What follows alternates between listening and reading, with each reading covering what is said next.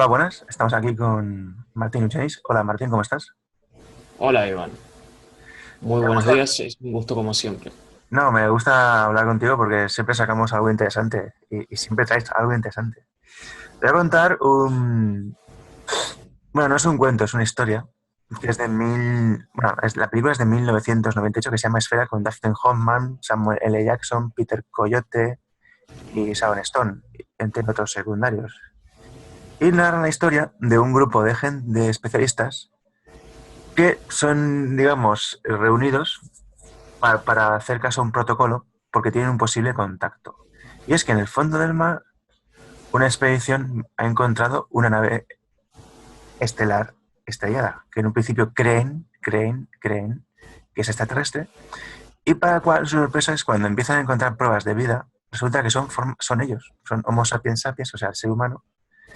Encuentran una pisada, encuentran palabras escritas en inglés, encuentran cuerpos y encuentran una esfera. Claro, esto es una adaptación de una novela de Michael Cheaton, que Michael Cheaton era un tío muy listo. Y yo cuando estaba viendo la película dije, oh, la esfera, qué innovador, un objeto extraterrestre. No me casqué. Y luego cuando vi Interestelar, años después, que dice, no, vamos al agujero de gusano. Y dice, hostia, pero si es redondo, claro.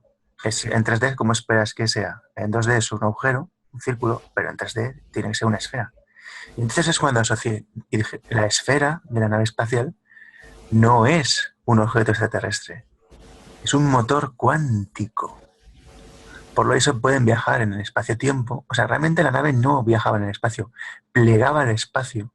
Tuvieron algún incidente y se estrellaron en el mar de la Tierra del siglo XX.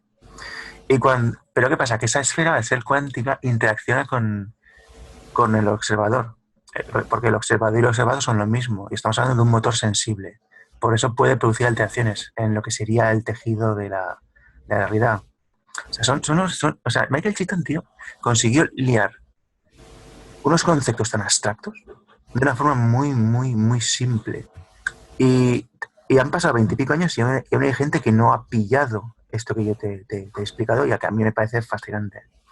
Ahora bien, ¿quieres añadir o replicar y exponer algo del texto original? Porque yo te estoy hablando de la adaptación cinematográfica, ¿eh? O sea, no te olvides. ¿Quieres Bueno, añadir algo? por empezar, digo que Michael Crichton era todo un personaje.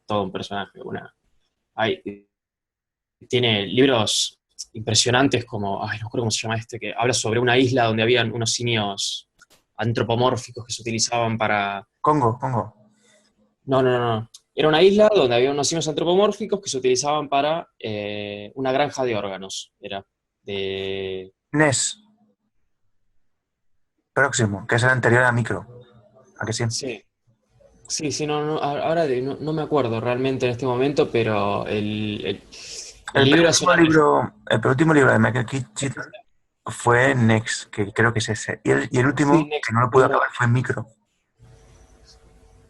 Entonces yo creo que te refieres a Next, pero bueno, si te acuerdas a medida que vayas hablando, también planteó el tema de la reestructuración genética con Parque Jurásico, que me acuerdo que al principio realmente era ciencia ficción y hoy en día es una realidad. y en el libro está mucho mejor desarrollado y con un criterio científico muy bueno para la época, a diferencia de lo que era la película. Y cabe destacar que muchas de las cosas que estaba diciendo este señor se cumplieron. O sea, yo, Tuvo Julio Verne. sí, yo cuando hablo de Michael Keaton no digo que es un escritor de ciencia ficción, digo que es mi escritor eh, de época favorito, porque todo lo que él ha dicho ya ha pasado. O sea, Exactamente. Y al igual que Lovecraft, él creó un género que sería el tecno-thriller contemporáneo. Que bueno, existía. yo soy más retorcido. No es que sea el tecnotile contemporáneo. Él creó la divulgación de la ciencia ficción. O sea, conceptos de ciencia ficción que hoy en día son una realidad. Pero los divulgó hace años, antes de que existieran. Totalmente. Y hay que, también él como científico, bueno, hay una ironía porque para ser un médico es una persona que tiene mucha cultura general y un criterio científico muy amplio y abierto para ser un médico. Una persona que estudió ya desde cuando estuvo estudiando medicina, empezó a escribir, eh, se enfrentó a gente como Al Gore y él dijo públicamente que Al Gore era un estafador. Estaba en Bueno, contra de todas de las cuotas de CO2, sí. del cambio climático. Una cosa, un matiz importante, que creo que tú esto lo controlarás bastante. Lo que dice Donald Trump es verdad, que el cambio climático es un cuento que ha forrado a Al Gore y a otros muchos más. A ver, sí y no. Nosotros tenemos cierta influencia en lo que es el cambio climático, pero es ínfimo a lo que son las erupciones volcánicas. Tiene razón de que, a ver, estamos contaminando nuestro medio ambiente, pero lo que nosotros hagamos al planeta eh, solamente afecta a nuestra especie y a las especies que comparten nuestro entorno ahora, porque en 1 millón de años esto va a ser otra historia. Y tiene razón, a ver, Al Gore, ¿cómo? Él pasó de querer postularse a la presidencia a dedicarse solamente a hacer activismo y vender lo que son los paquetes de emisiones de CO2.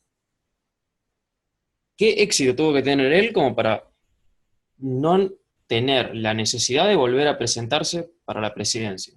A ver, es que ganó más pasta. Es decir, por ejemplo, aquí todos los molinos hidráulicos son de la empresa de Al Gore. Ujú. Creo que se han forrado. Además, creo que le dieron el Nobel, ¿no? Sí, le dieron el Nobel de la Paz.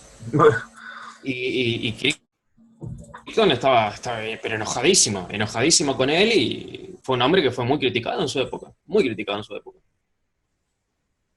Porque Vale, era un antisistema, pero estoy hablando de gente con una base científica muy sólida, muy sólida. ya te Pero digo. bueno, volviendo a lo que es Esfera, eh,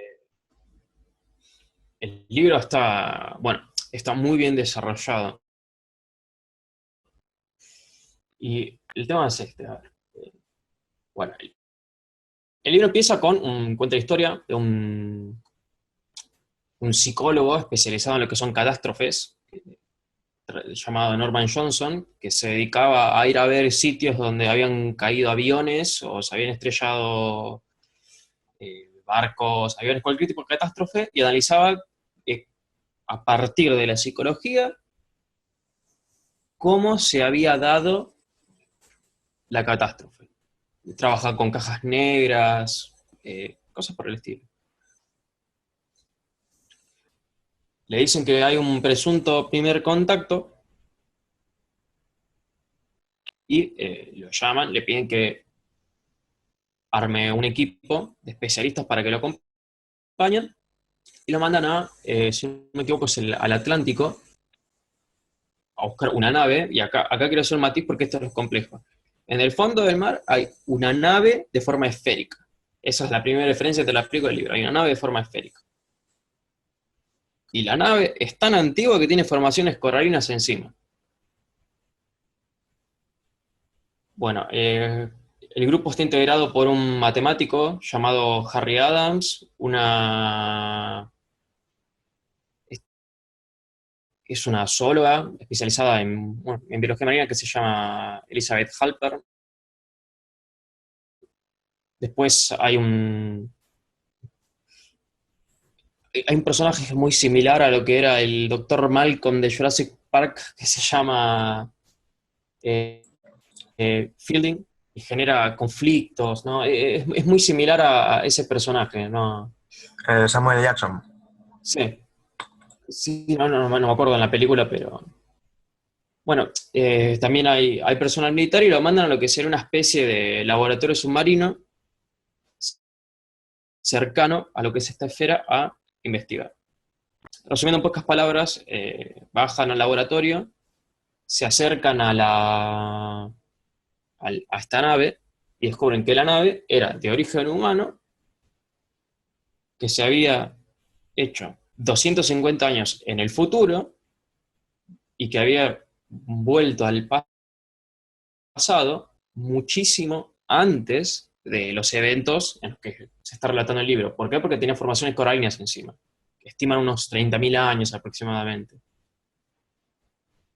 Descubren que es de, bueno, se abren las cotillas, se dan cuenta que es de origen estadounidense, y acá es donde empieza lo interesante, porque ellos entran a la esfera y descubren que dentro de esta esfera hay otra esfera que es de un material sólido con aspecto líquido. Analizando la nave se dan cuenta que tenía capas de plomo muy grandes y analizan lo que es una bitácora y se dan cuenta de que la nave se fue a buscar cerca de un agujero negro un objeto trans-neptuniano, en realidad transplutoniano, más allá de Plutón, de lo que será el cinturón de Kepler, encuentran un objeto que estaba suspendido en el espacio, inmóvil. ¿No te parece curioso que sea el mismo sitio donde está el agujero de gusano de Interestelar? Es que sí, justamente hoy en día se cree que es probable que haya un agujero negro ahí. Actualmente se cree que es probable que haya un agujero negro ahí, y ahí es donde está, hay conflictos entre los astrónomos que dicen que, o hay unos que dicen que hay un décimo planeta y otros que dicen que hay un agujero negro. No de tamaño de los que están en el centro de la galaxia, pero que hay uno. A mí me gustaría saber qué pasa por la mente. Bueno, me hubiera gustado saber qué pasaba por la mente de Michael Cheaton para que el tío pudiera hacer esas asociaciones y llegar a esas teorías que luego plasmaba en sus ficciones, en su ficción científica. Porque No, te como contaba. yo digo, estamos hablando de un médico. Por empezar, estamos hablando de un médico. Y sabemos que la medicina ya no es lo mismo a lo que era hace 50 años, sino que se ha vuelto una ciencia muy cerrada. No sé si has podido hablar con médicos o tener relación con ellos y te das cuenta que hay gente que He está... tenido el dudoso gusto de trabajar con algunos y piensan que están aún en el siglo XIX y son aristócratas. Bueno, este hombre rompía con la regla. Definitivamente lo hacía porque estaba versado en astrofísica también. Sí, era una mente inquieta. O sea, el tío iba más allá. De hecho, hay cosas suyas que me sorprenden porque él se adelantó décadas a conceptos que aquí no se empezaron a trabajar. Es un poco como Lovecraft. Creó, bueno, que sí, creó una línea que nadie comprendió hasta 30 años después. ¿Por qué? Porque no tenían los conocimientos para poder asociar las cosas que contaba. Fíjate, en Esfera te está contando una historia de ficción con elementos de ciencia cuántica. En los 90, ¿quién tenía nociones de eso? Dos personas, ¿no? Sí, sí, no, supongo que estarían Michio Kaku y Stephen Hawking, nada más. Y Y ahí ya, en esa época había gente criticada. exacto. Pero bueno, cuando esto se encuentra en la esfera, que es un metal líquido, que hoy en día pues ya podemos comprender pues que puede ser un nuevo estado más allá del plasma, porque claro, está el gaseoso, el líquido, sólido, el plasma.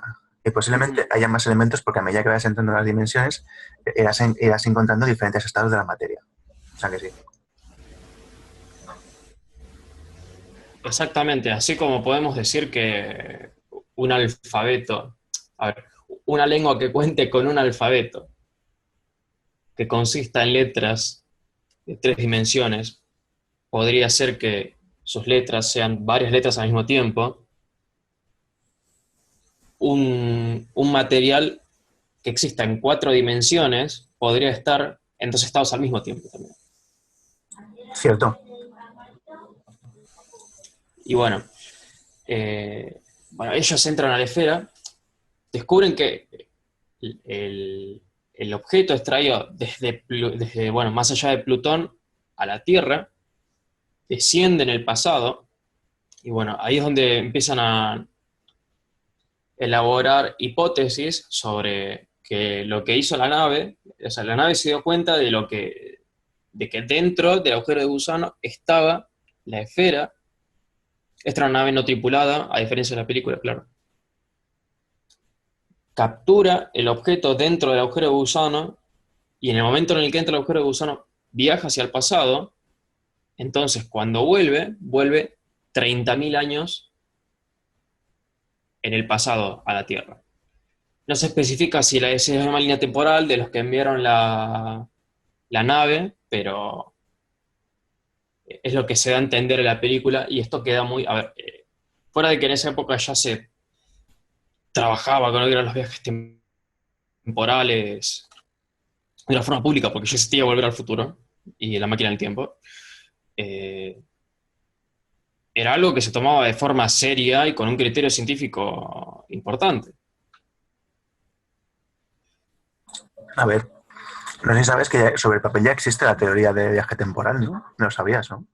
Sí, sí, sí, sí, existe, pero es muy diferente al término hollywoodense, ¿no? No, no, ya te digo. Yo creo que sería más fácil mover, digamos, a ver, esto es, ahora como digo, esto sin que suene a estrambótico. Mover, digamos, lo que sería información tipo ceros y unos hacia el pasado o hacia el futuro que mover algo físico. O sea, creo que sería más... Mira, hay una película que se llama Deja Vu, ¿te suena? De Denzel Washington, de Tony Scott. Ubico la película, no la vi, pero la ubico. Bueno, no es una gran película, pero consiguen replicar una especie de agujero de gusano como una especie de telescopio y poder ver el pasado, pero no pueden viajar a él. El cronovisor. Sí, mira, sí, nunca mejor dicho, pero es que pueden mandar cosas pequeñitas. Pero pequeñitas me refiero a que podrías mandar una onda de radio o una especie de mensaje de email a elementos tecnológicos. Podrías mandarlo, pero un ser humano moriría en el proceso porque no hay capacidad ni... El cuerpo humano para que el cuerpo humano pudiera sobrevivir a un viaje temporal, tendría que ser una especie de agujero de gusano. Y sí, y además, a ver, el ADN es una molécula tan compleja que tendrías que reconfigurar, desarmarlo y volver a configurar, pero muchísimas moléculas que no podrías, no. Pues digo que, pero bueno, yo te digo una cosa, que a medida que avanza nuestra tecnología, ahora no podemos, pero dentro de 1000 años dirán, pero si era un juego de niños. La recombinación génica era un juego de niños. O sea, bueno, con la tecnología de dentro de 10 siglos, evidentemente, pero con la nuestra, vamos. Bueno, a ver, sabemos de que hoy en día el ser puede transportar pequeñas cantidades, ni siquiera son materias, partículas subatómicas, eh, micromilésimas de segundo al futuro y al pasado, pero es algo ínfimo. Esto, el día que se pueda realizar, nosotros ya vamos a estar un tiempo muy largo muertos, pero exponencialmente como está evolucionando la tecnología, sí es posible. A ver, los conceptos están. Y la tecnología para hacerlo también. Ahora hay que desarrollarla. Y eso es lo que va a costar siglos, pero siglos. Eso es. Ojo, también está puede haber un Deus ex machina de encontrar una piedra roseta, tecnología de alguna otra civilización que nos haga hacer el salto. Uf, sí, sí. Bueno, si hacemos casos a los rumores, Estados Unidos. A ver, esto es que yo JJ lo cojo con pinzas, ¿eh? JJ Benítez dice que Estados Unidos tiene máquinas del tiempo de hace 40 años. No, yo JJ lo tiro a la basura ya, no. Lo descarta directamente su hipótesis de que Estados Unidos Sí, tenga máquinas temporales. sí. Todo lo que dice casi. Bueno, es que el hombre. No vamos a hablar de JJ, pero desde finales de los 90 a la actualidad, el hombre no atina, ¿eh? O Y sea, tomar ayahuasca todos los días no te hace bien. bueno, eso no lo sé, yo no lo he visto aún, pero, Hay un documental donde está tomando ayahuasca con Jiménez de Luz. eso es malísimo. Bueno, yo entiendo que un chamán lo tome, pero un periodista y tampoco lo toma de seguido, ¿eh? Es decir, un chamán lo toma en situaciones especiales. Exactamente, sí, sí. No, Bueno, pero retomemos el inciso aparte para aportar información de lo que estamos hablando. ¿Qué pasa en la novela? Bueno, que sí, que retomemos por la novela. Entonces, ¿qué pasa en la novela ahora?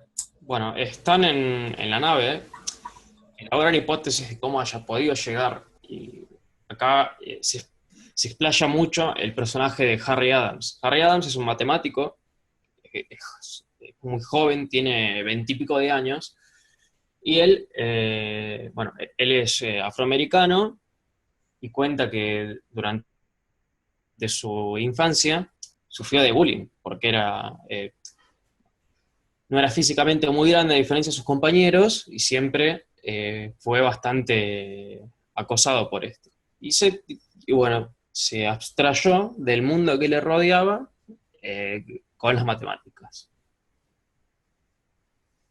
El personaje acá, a partir de probabilidades, empieza a elaborar diferentes hipótesis y en un momento cuando el grupo se aleja de la esfera, él se acerca a esta, se ríe y todos le preguntan qué estás haciendo y él le dice, no, que son unos tontos, ya van a ver.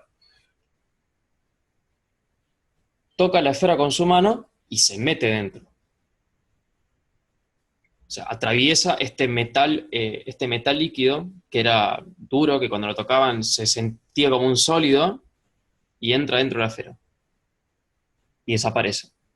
El grupo entra en un estado de histeria colectiva y no lo encuentran, no lo encuentran, no lo encuentran, hasta que al pasar de las horas eh, empiezan a ver que hay un comportamiento extraño dentro de lo que sería el área circundante del mar a la esfera y ven que hay camarones, incluso aparece un calamar gigante que intenta atacar al grupo.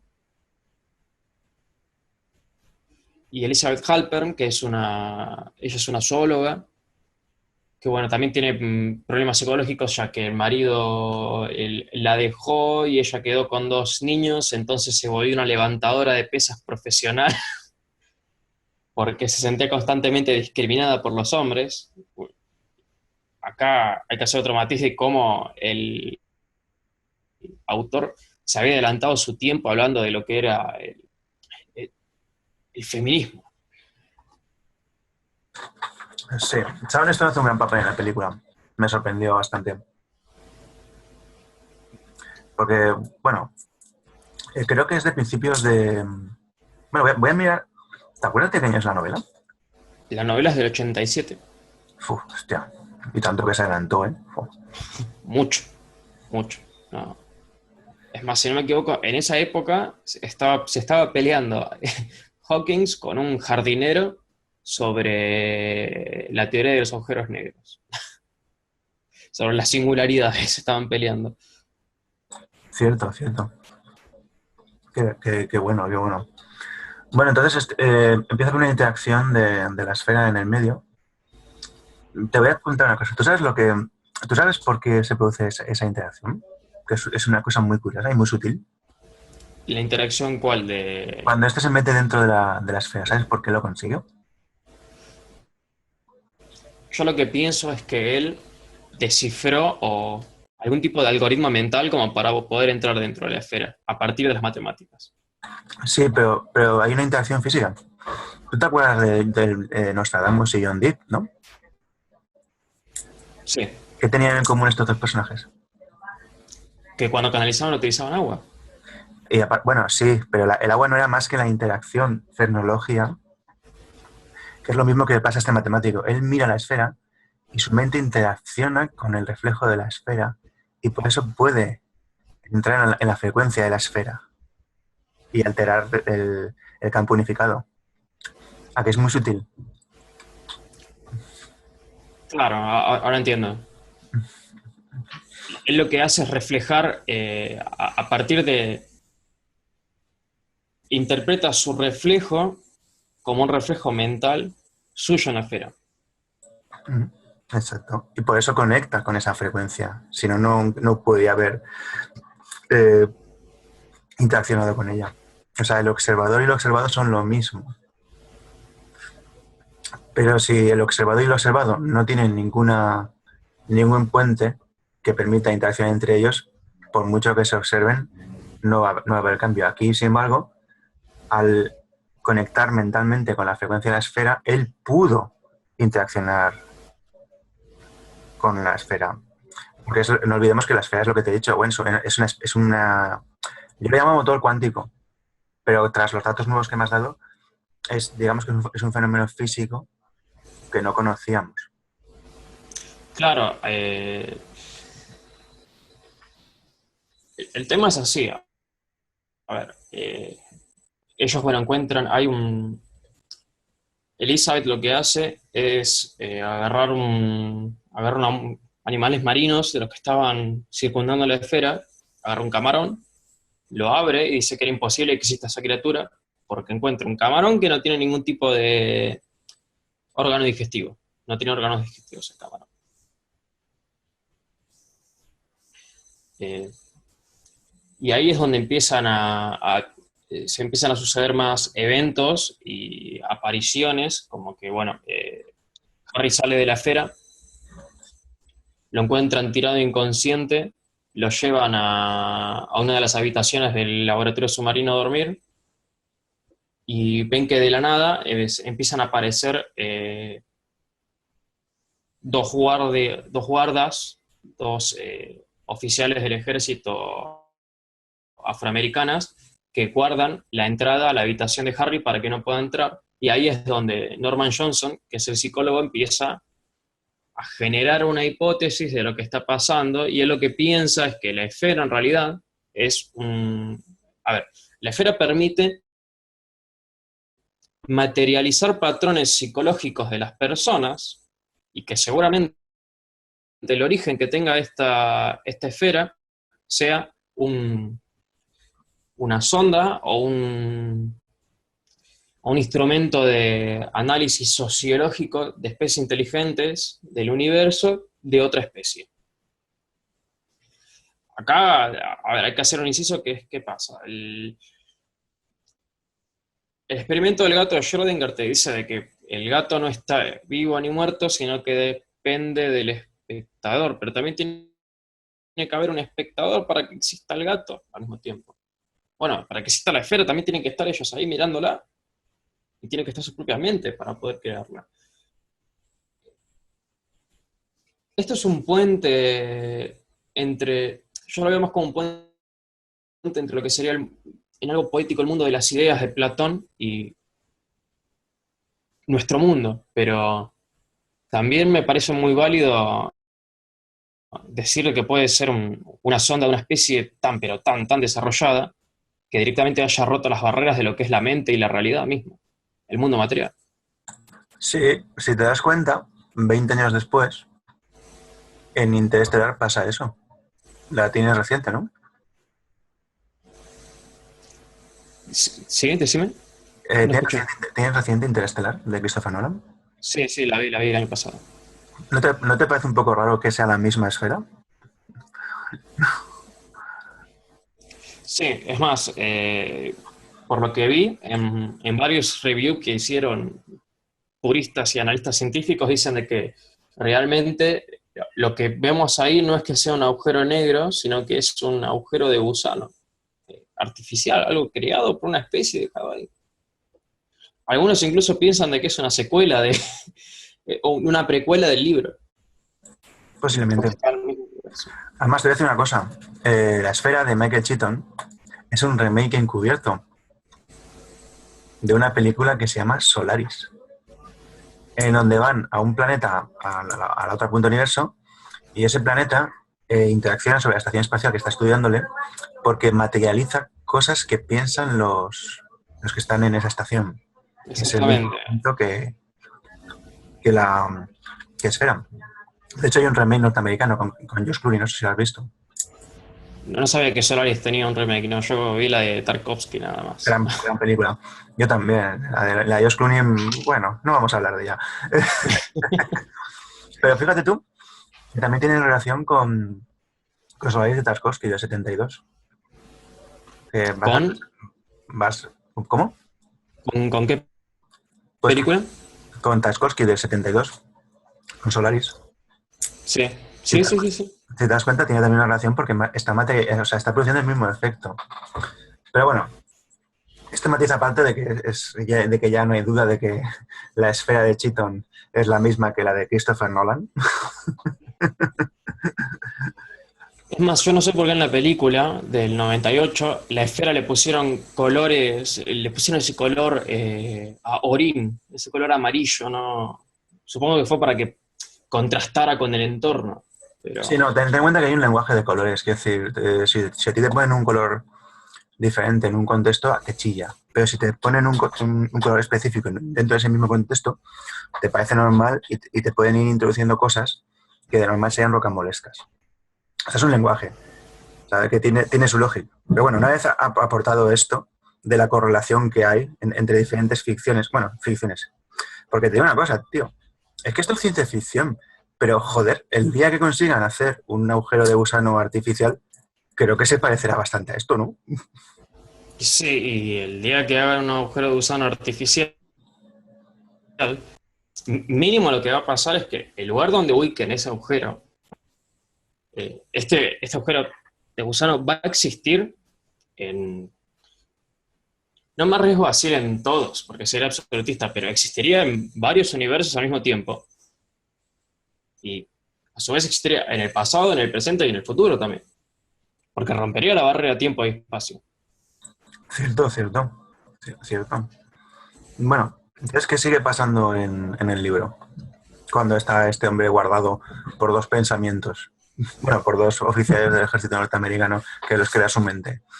Bueno, ahí ellos empiezan a determinar de que, a ver, bueno, mueren varios miembros de la tripulación, que es simplemente, es algo que se pone en el libro para poder agregar dramatismo, pero eh, lo que empieza a hacer Norman es a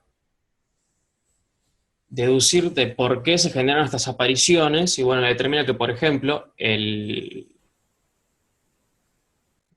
Harry estaba leyendo 20.000 lenguas de viaje submarino, ¿no? Y a partir de su lectura se empezaron a manifestar los camarones, el calamar gigante, y como eran eh, pensamientos, como eran imágenes mentales, el camarón aparecía, pero solo con solo una cáscara de este camarón. El camarón no necesitaba tener ningún tipo de sistema digestivo para existir. Entonces, bueno, ahí es cuando se da cuenta realmente que se estaban rompiendo las barreras de la realidad con respecto a las barreras de la mente, y él va a buscar va hacia la esfera, perseguido por el calamar, y cuando llega a la esfera, entra a esta, y acá hay una escena que es muy, yo cuando la leí me hizo acordar mucho a una película. Él entra a la esfera, y cuando entra ve que está en un lugar, está suspendido como en un lugar oscuro, pero bajo sus pies ve como si fuera la espuma del mar cuando toca la playa, y siente constantemente el agua y la espuma. Y esto me hizo recordar mucho a Contacto. Sí, ¿sabes por qué? Porque es Como, un conductor cojonudo. Además, también eso quiere decir que está en el plano etérico. Es decir, está en un lugar entre dimensiones. Que realmente por su biología y forma física no tendría que estar ahí, pero como ha cruzado un puente que le mantiene unido, puede ver ese plano. Porque él está dentro de la esfera, ¿no? exactamente, sí, sí, sí. Y ese es, como se describe, es muy similar a cuando en Contacto la protagonista llega bueno, no es un planeta, llega a este lugar donde le manda la máquina, Sí, este es un lugar. recuerdo. O sea, realmente ella va al otro planeta. Lo que pasa es que piratean su mente y lo que está viendo, lo que es real, lo que pasa es que está interaccionando con información de sus recuerdos, de un lugar de cuando era niña, y habla con alguien que toma la forma de su padre, que no es su padre, No, obviamente no, no. que es un Es protocolo un, de contacto. Ya está. Más o menos aquí pasa lo mismo, están interaccionando sobre la mente. Pero claro, tú interpretas según lo que sabes. Si tú estás viendo algo que no comprendes, lo explicarás con lo que sabes. Y es más, cuando tu mente es sometida a algo que no puede comprender y que no puede asimilar, lo rellena con los archivos que tiene en la memoria. bueno, eso me hace acordar mucho a lo que es el trauma en los niños, especialmente los que sufren algún tipo de abuso, que es tan traumático el evento que lo almacenan de una forma eh, simple. Sí, te No sé, te ejemplo, cuentan otra historia de lo que ha pasado realmente. fobia a las cucarachas o fobia al color amarillo, por ejemplo. Y yo me imagino que con la arrogancia que tiene el ser humano hoy en día, en el momento en el que realmente un primer contacto, una especie lo suficientemente desarrollada, inteligente, tendría un protocolo de esa forma como para que no les impacte o no estalle en una xenofobia. A ver, tú no hablas con... Cuando tú vas cuando tú vas al bosque, no hablas con las ardillas, ¿verdad? No. Pues evidentemente si aquí viene una especie inteligente, no hablaría con nosotros. Ya te lo digo. Sí, y quien quiera saber por qué, que piense. Es así de simple. Que Porque, vea lo que pasó en el siglo pasado, durante todo el siglo pasado. exacto, o sea, es así de simple. Bueno, ¿y qué pasa con este hombre que está ahí en el limbo? Bueno, en Bueno, limbo. el AI empieza a hacer un balance de su vida, su existencia, sus motivos, la gente que le rodea, los traumas que tienen, y ahí él determina varias cosas, como por empezar de que una especie lo suficientemente inteligente no tendría necesidad de analizarnos a nosotros dentro de lo que es la construcción de nuestra tecnología eh, física, sino dentro de nuestra tecnología sociológica. Cómo en nuestra sociedad se ha llegado a desarrollar, cuáles son los pensamientos de nuestra sociedad, qué es lo que busca, qué es lo que quiere. Y bueno, él determina que la esfera, que la humanidad no está preparada para la esfera porque confiere un poder muy grande y que la esfera necesariamente no es que sea un canal, sino que otorga el don a los que tienen contacto con ella, a los que pueden tener contacto con el objeto, ya sea de forma física o como hizo Harry de mirarla, de romper las barreras de la realidad y de la mente para poder crear de forma física todo lo que pasa sobre su mente. Y a la larga, bueno, poder agarrar y desarrollar este don. Entonces sale de la esfera a partir de una cámara, bueno, suben a la superficie y cuando están los tres, que son Harry, Beth y Norman, en una cámara de descompresión, ya que estuvieron mucho tiempo dentro del laboratorio submarino, deciden de que lo mejor para la humanidad es que se olviden de la esfera, decirle a la Armada que es muy peligroso hacer contacto, ya que hay niveles muy altos de radiación y que lo que encontraron en realidad era un objeto que estaba volando en el espacio, que por eso murió el resto de la tripulación, y usando el don que les fue otorgado a los tres por tener interacción con el objeto, reconfiguran su mente para perder todos los recuerdos y perder el don de modificar la realidad con su cabeza. Ya es donde termina. Realmente no es que modifiquen la realidad. Realmente que como están conectados con la frecuencia de la esfera puede alterar la estructura y animar las cosas. Es decir, realmente son proyecciones de la mente de ellos. Como en marionetas, si quieres verlo así. De que si no existiera el observador que está conectado con la esfera, no se produciría. Por cierto, lo del camarón que has dicho, se me ocurren dos hipótesis. O que sea una alteración descontrolada de la biología del medio por la interacción de la esfera, o que realmente las formas de vida de ese medio, que están en contacto con la esfera, su metabolismo, su biología se adapte y ya no coma nada porque se alimentan de prana. ¿Tú qué crees? ¿Que la esfera cambió el medio o que simplemente la fauna autóctona de ese medio se amoldó a la frecuencia de la esfera? Y a mí me parece que son animales y los animales buscan siempre adaptarse al medio, entonces lo más probable es que los animales se hayan adaptado al medio de la esfera.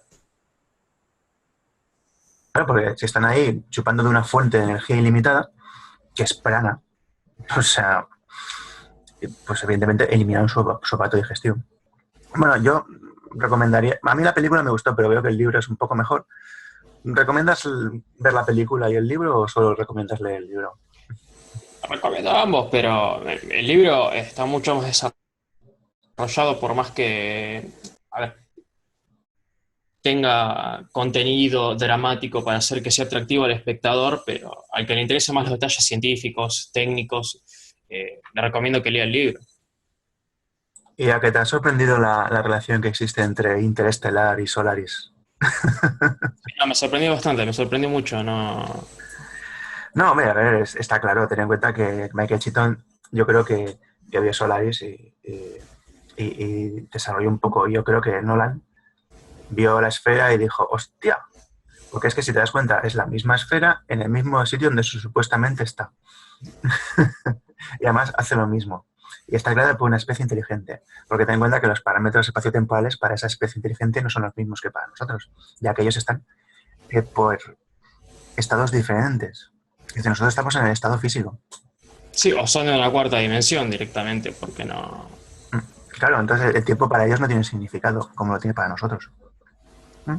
Exactamente, sí, sí, sí, sí. Es Bueno, más, vi esta película Rival y vi exactamente lo mismo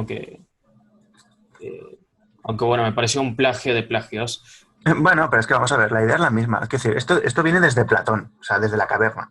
Ujú. ¿Quiénes somos? ¿El soñado o el soñador? O sea, la respuesta te sorprendería. Pero no la voy a decir aquí. Que compren mi libro y lo sabrán. Sí, no, igualmente yo cada vez estoy más convencido de que el universo es muy imperfecto como para hacer una simulación y si fuera realmente una simulación ni siquiera seríamos conscientes de ello. Existiría un protocolo como para que no lo seamos porque se crearía una paradoja Sí, dentro de un... es cierto. Pero es que el universo tiene. A ver, el universo en sí tiene una finalidad. El universo está. Bueno, a ver. Hay algunos autores que defienden que este universo se está expandiendo porque hay otros 4 universos en 4 puntos diferentes que lo están. Que su fuerza de gravedad lo está, digamos, expandiendo. Y tiene un sentido. Tiene un sentido. ¿Qué pasa con la mitosis celular? Que llega un momento que la membrana celular que contiene todas esas células se rompe y se expanden. Pues aquí pasa lo mismo. Albert Einstein decía lo siguiente. Bueno, él creía que este universo no hubo un Big Bang, sino que los restos de otro universo fueron los que crearon este. Entonces, la naturaleza es cíclica. Lo que pasa es que son conceptos tan amplios que nuestra limitada capacidad no puede comprenderlos, pero podemos intuirlos. O sea, Bueno, el problema acá está, hay que establecer un matiz que es esto. ¿Qué es lo que vivimos? Una constante o el resultado de una cadena de eventos sin relación que siguen un patrón establecido por las bases de los materiales que nos componen, o todo es un determinismo donde la historia es cíclica y somos la repetición constante del universo. Y esto es algo que desde Descartes, mucho antes, pero podemos decir que Descartes lo estableció muy bien, que establece el gran conflicto y la gran barrera entre la ciencia y la teología. que no es conflicto realmente, porque ten en cuenta una cosa, que todo eso va cambiando a medida que vas obteniendo información nueva que aumenta tu percepción. Por lo tanto, no es lo mismo pensar como en el siglo XIX como pensar en el siglo XXI.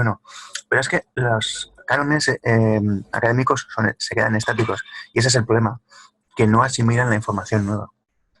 Pero bueno, tiene que haber una nueva revolución científica. Así que tenemos que acabar. Si es tan amable de decir cómo pueden contactar contigo y tus redes sociales para que puedan ver tu trabajo, por favor. Bien, pueden contactar conmigo en mi página llamada Tiny House Project Argentina. Pueden agregarme a Facebook con Martín Eugenics. O también pueden comunicarse por medio de Hangouts a Homodeux. Vale, perfecto. Pues yo te digo que por medio de la intuición llegamos a comprender cosas muy complejas. De hecho, solo tienes que ver que Interestelar, a pesar de sus fallos, que los tiene muchos, por cierto, te está contando una historia que realmente es que yo no sé por qué ya lo seguimos llamando ciencia ficción, porque los parámetros científicos ya existen. Otra cosa es que no se puedan desarrollar porque no tenemos los medios, pero sobre el papel está, ¿sabes?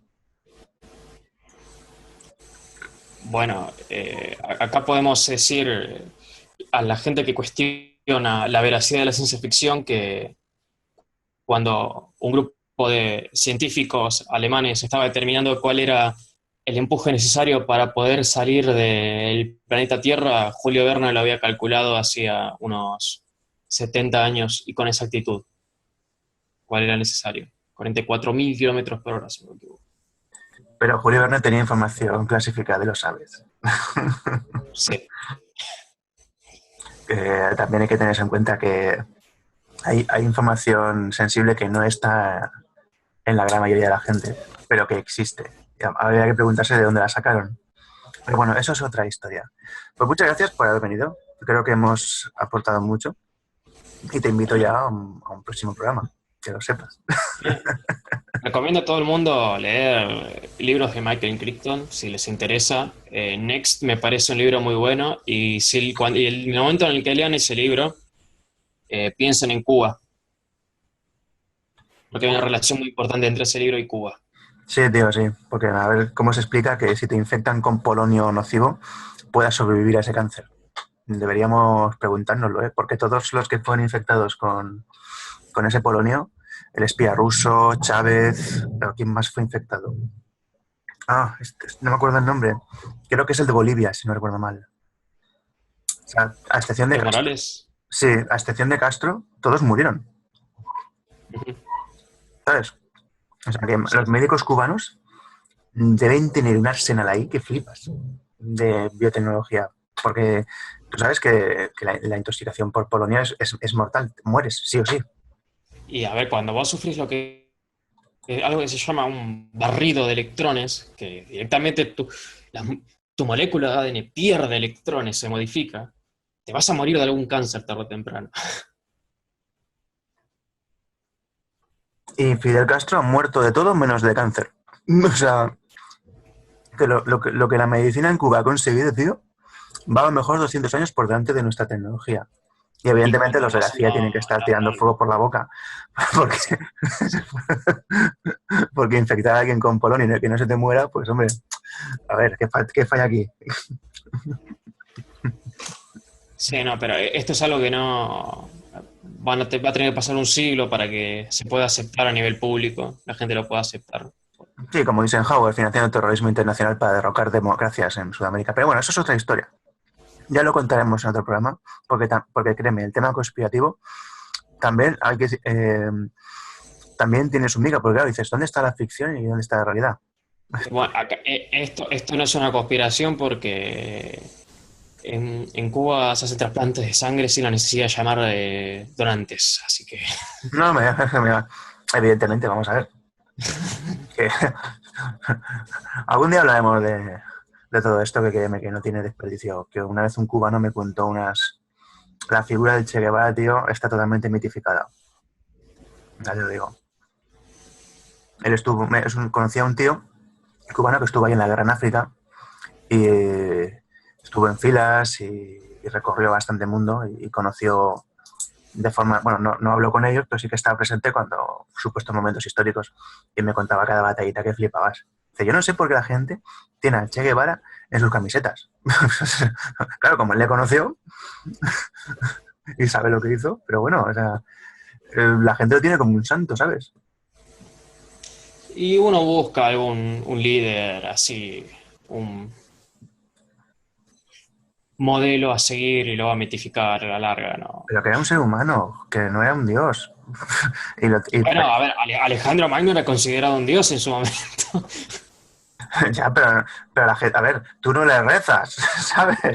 Y la gente casi le reza al Che Guevara pidiéndole gracias. O sea, yo me entiendes lo que te quiero decir, ¿no? Que lo tienen en un estatus y dicen, vamos, no Bueno, solo falta escribir un libro con los milagros que hizo, tío, joder.